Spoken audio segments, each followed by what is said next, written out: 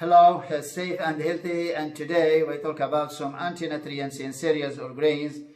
And since we talked about nutrients, but today we talk about anti-nutrients. Unfortunately, many kinds of foods may contain these anti-nutrients, and the anti-nutrients are lectins or many other molecules, but today we talk about lectins in cereals or grains, and they can exist in many kinds of foods, not only in cereals or grains. They can exist also in beans, in vegetables, in nuts, in milk, and in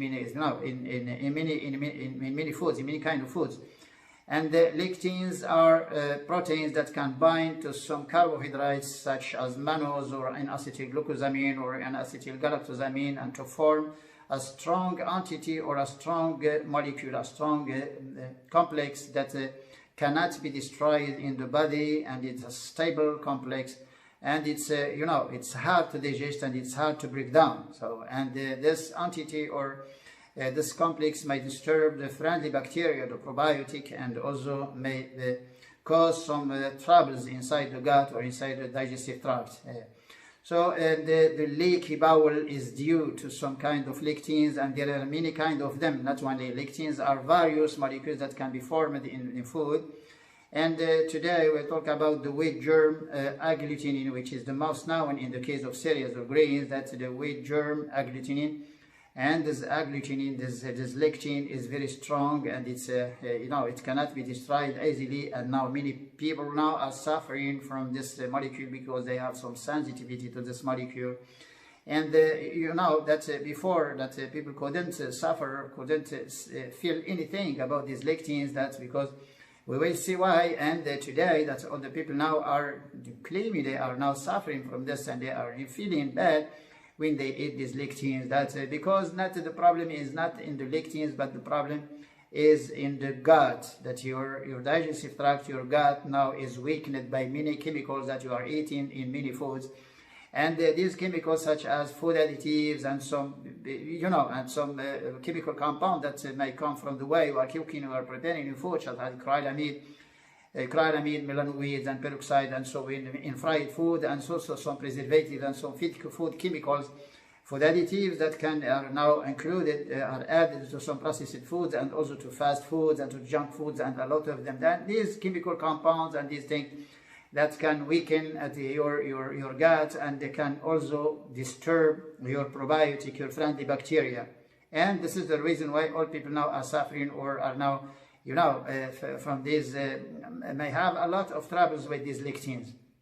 And not the white bread, that with the white bread, with consumed with some cheese or meat and so on, that there is nothing with it. And so you are consuming not only lectins, but a lot of other things that can also disturb the gut, the friendly bacteria in the gut. And these molecules, which are the lectins, that the wheat germ agglutinin, and these lectins that in cereals or many other kind of other foods that we will talk about them. So in all the other groups of foods, that so, and you know that there is no way to remove these lectins from food. There is no process now.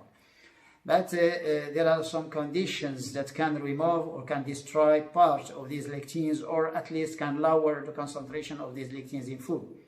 And the third condition, that the third parameter, is the temperature, that when you cook at a high temperature or for a long time, when you cook your food, that you can destroy 20%, 10 to 20% of these lectins only by cooking. No.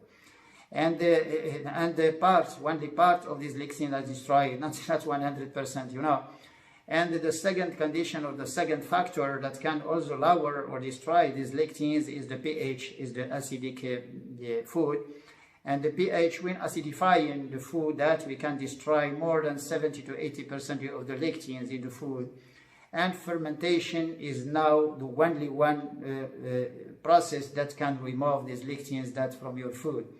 And unfortunately, that cereal now are not fermented, that we are consuming these cereals as bread, or as pasta, or as many other, like couscous or some biscuits, and but we are not consuming them as fermented food. The only one fermented product that we can eat, that now we know, this is the bread.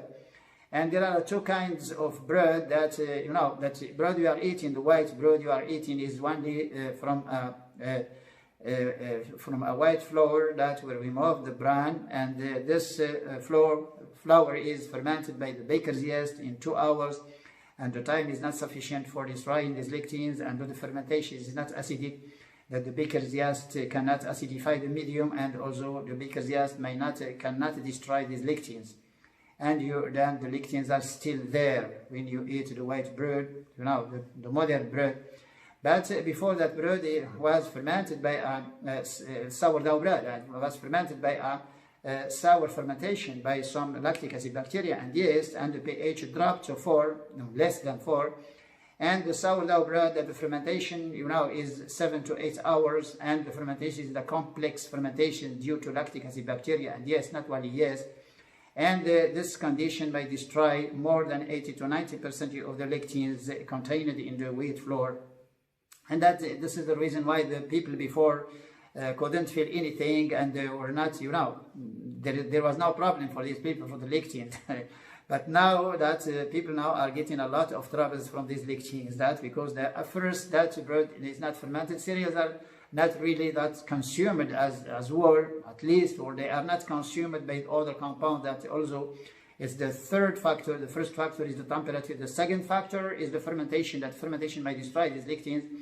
Or also soaking water, these grains, soaking this water in water for a long time, and then cooking. We have many preparations in Morocco that, that many ladies have some preparations, some local preparations in Morocco, that we soak the greens or the semolina from wheat, that we soak it for 1 night and then we cook it after.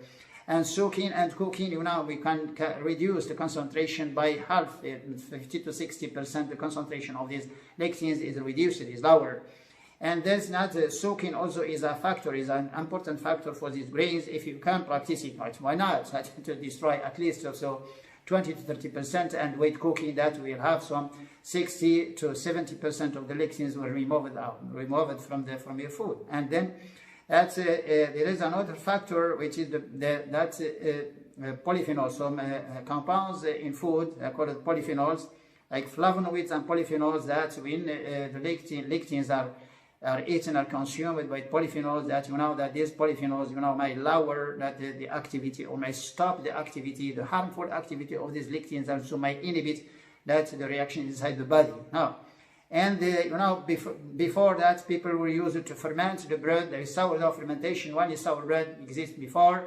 Second, that people that use it to eat a lot of vegetables, a lot of vegetal material that can contain some polyphenols, such as olive oil, or fermented olives, or fermented foods, fermented vegetables, and many fermented milk also. Fermented churned milk called lectin, also it's consumed also with cereals. In our country that we consume this fermented churned milk with cereals, and many factors before were used to reduce these lectins, that people before that couldn't feel anything, couldn't suffer from these lectins. And then these factors like soaking and also eating, cooking at a high temperature and for a long time, and also the fermentation is the main factor, is the strong. It's a strong factor to reduce all the amount of the lectins, and also that you should eat some polyphenols, that your food, your diet should be rich in polyphenols, that for you cannot, at least that these polyphenols may protect your gut, may protect your friendly bacteria from any harmful effect, from any harmful reaction of these lectins in your body. And polyphenols may inhibit these lectins, and may protect the gut and the body. Many these one factors that you should know. You should know at least that all people suffering from these lectins, they should use at least 2 or 3 of these factors, just to lessen and to lower the concentration, or also the amount of these lectins, or to stop or to inhibit or to block these lectins, for they cannot react negatively in your gut and disturb your friendly bacteria, and also can cause some the leaky bowel or many troubles in your body. that these factors are that before they were used, but now we are not using this factor when cooking. So the sour fermentation before was used, and we're consuming these lectins with some polyphenols that people use it that to eat bread with fruits, with olive oil, with fermented olives, with many fermented other fermented vegetables also, and fermented churned milk. And also people use it that to eat some polyphenols with these with bread, or polyphenols with these cereals, and there was no problem. Now problem now is not the lectins, not in the lectins, but the problem is in the weak gut. Is the digestive tract now is weakened by the lifestyle now, by the modern diet, and we are consuming a lot of chemicals that may also destroy your bacteria, friendly bacteria in the gut. And also that the problem you should know that there is now the problem is not due to the lectin, and lectin existed in foods since the creation of this of the earth, the creation of man, and man uses that to consume these products. But why now we are suffering from these lectins? That because the change of the diet, the change of the lifestyle is the problem, and the problem is there, is not in lectins. You should change your lifestyle, change your way you are consuming this cereal, and you will have no problem, inshallah. See you. Salam.